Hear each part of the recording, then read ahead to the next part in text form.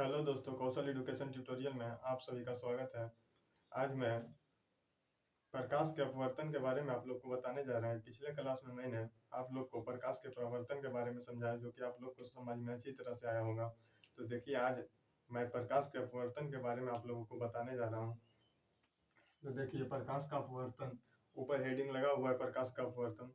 तो प्रकाश का अपवर्तन किसे कहते हैं? तो प्रकाश का अपवर्तन, जब प्रकाश एक माध्यम से दूसरे माध्यम में प्रवेश करती है तो वह अपने पथ से विचलित हो जाती है या मुड़ जाती है। इस घटना को प्रकाश का अपवर्तन कहते हैं।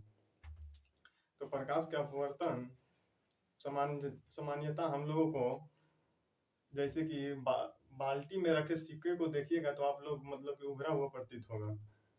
ये प्रकाश के अपवर्तन के कारण होता है। तो देखिए, समझ, यहाँ डिफिनेशन लिखते हैं कि प्रकाश का अपवर्तन किसे कहते हैं। देखिए,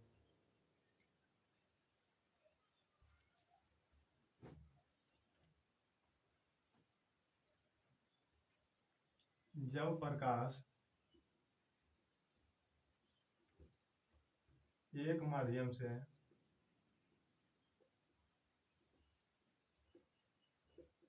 दूसरे माध्यम में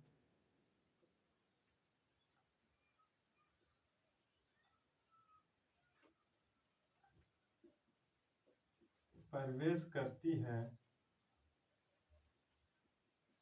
तो वह अपने पथ से विचलित हो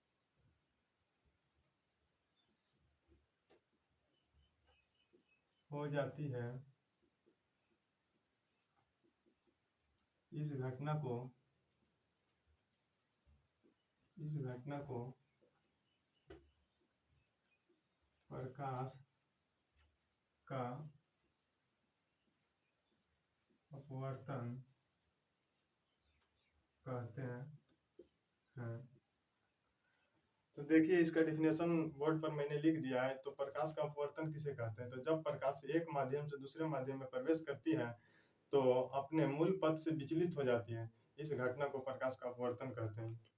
तो देखिए, हम आप लोगों को डायग्राम से बताने जा रहा हूँ कि प्रकाश के अपवर्तन में क्या होता है।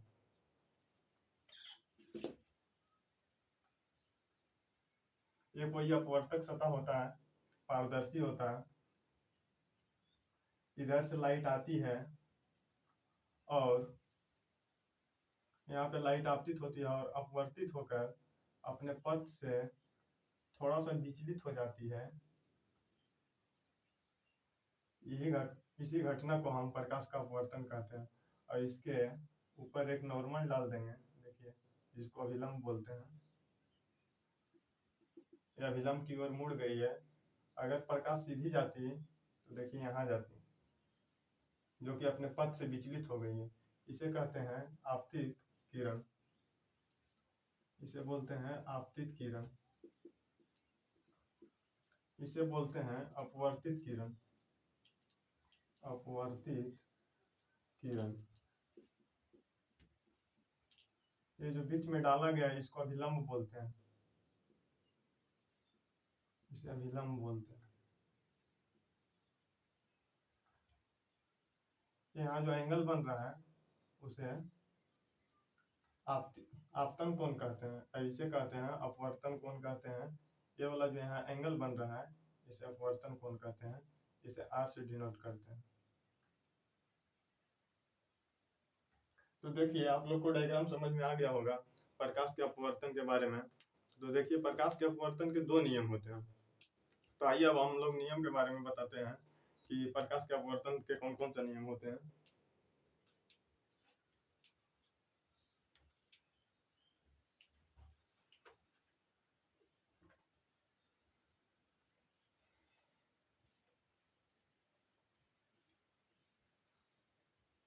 तो डायग्राम आप लोग को समझ में आ गया होगा। देखिए, डायग्राम को हम मिटाते हैं और यहाँ पे देखते हैं प्रकाश के अपवर्तन के नियम। पहला नियम है आपतित किरण। प्रकाश के अपवर्तन के दो नियम होते हैं। यहाँ पे लिख देंगे कि प्रकाश के अपवर्तन के दो नियम होते हैं। प्रकाश के अपवर्तन के दो नियम होते हैं, दो नियम होते हैं। देखिए पहला नियम है आपतित किरण, आपतित किरण अपवर्तित किरण और आपतन बिंदु पर, आपतित किरण अपवर्तित किरण और आपतित किरण अपवर्तित किरण और अभिलंब, अभिलंब तीनों एक ही तल में, एक ही तल में, एक ही बिंदु पर होते हैं, एक ही बिंदु पर होते हैं। और दूसरा देखिए तो आप लोग को समझ में आ गया होगा कि आपतित किरण और अपवर्तित किरण और जो अभिलंब होता है तीनों एक ही बिंदु पर होता है। उस पहला नियम हो गया। और देखिए दूसरा नियम, इसे स्नेल का नियम भी कहते हैं। दूसरा नियम को, इसमें होता है आपतन कोण कीजिए, आपतन कोण कीजिए, आपतन कोण कीजिए और अपवर्तन कोण कीजिए, अपवर्तन कोण की ज्या का अनुपात, ज्या का अनुपात कांस्टेंट होता है, नियतांक होता है, नियतांक होता है। इसे स्नेल का नियम भी कहते हैं, इसे स्नेल का नियम भी कहते हैं। इसे म्यू से डिनोट करते हैं, इसे म्यू द्वारा सूचित किया जाता है, सूचित किया जाता है। तो देखिए म्यू बराबर होता है साइन आई बटा साइन आर। एग्जाम में ही पूछ देता है या स्नेल का नियम किसे कहते हैं, तो म्यू बराबर ऑप्शन में दे देता है म्यू बराबर साइन आई बटा साइन आर।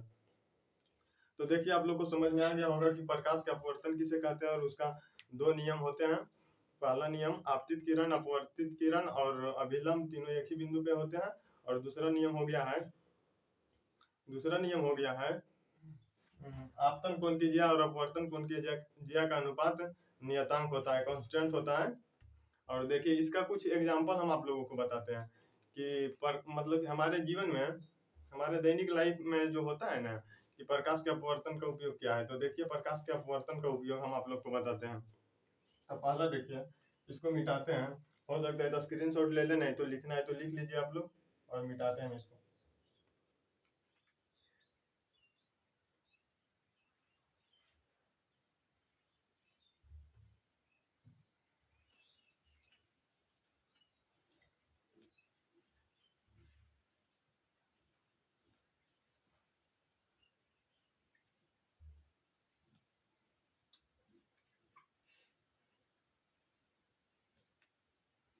तो देखिए प्रकाश के अपवर्तन, अपवर्तन का हमारे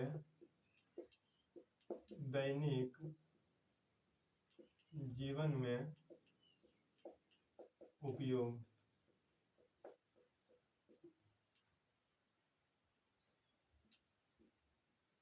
उपयोग। तो देखिए प्रकाश के अपवर्तन का हमारे दैनिक जीवन में क्या क्या उपयोग है। तो सबसे पहला एग्जांपल हम आप लोगों को देते हैं। जैसे भरे हुए बाल्टी में आप अगर छड़ी डालिएगा तो देखिएगा उसमें टेढ़ा मतलब कि मुड़ा हुआ प्रतीत होता है। पहला एग्जांपल तो हो गया, वो प्रकाश के अपवर्तन के कारण ही होता है। दूसरा एग्जांपल हम आप लोग को बताते हैं कि जब बाल्टी से भरे हुए पानी रहता है और उसमें अगर सिक्का आप डालिएगा तो देखिएगा वो उभरा हुआ प्रतीत होता है, ये भी प्रकाश के अपवर्तन का कारण होता है। तो इसका दो एग्जांपल हम आप लोगों को लिख देते हैं। देखिए पहला एग्जांपल, बाल्टी से भरे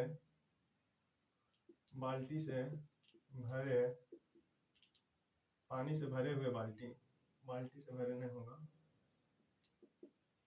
पानी से भरे हुए बाल्टी में छड़ी को मुड़ा हुआ प्रतीत होना। दूसरा एग्जांपल आप लोग को हम देते हैं। पानी से भरे हुए बाल्टी में या गिलास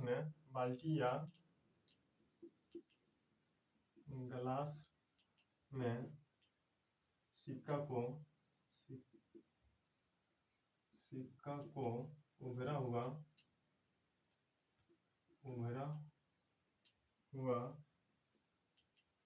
प्रतीत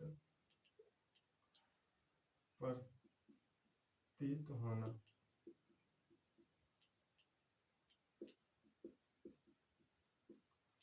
तो देखिए इसका एग्जांपल और हम आप लोग को देते हैं।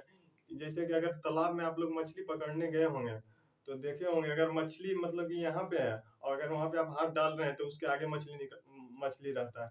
ये भी प्रकाश के अपवर्तन के ही कारण होता है, जो कि हमें पूरा वास्तविक नहीं दिखता है, वास्तविक बिंदु से थोड़ा सा हट के होता है। ये भी प्रकाश के अपवर्तन का ही मतलब कि एग्जाम्पल हो गया। तो इतना आप लोग को समझ में आया होगा प्रकाश का अपवर्तन किसे कहते हैं, इसका नियम कौन कौन सा है, और इसका उपयोग भी आप लोग को दैनिक जीवन में समझ में आ गया होगा। अगर वीडियो अच्छा लगे तो लाइक शेयर और सब्सक्राइब करना ना भूलें। मिलते हैं फिर नेक्स्ट वीडियो में अगले टॉपिक के साथ।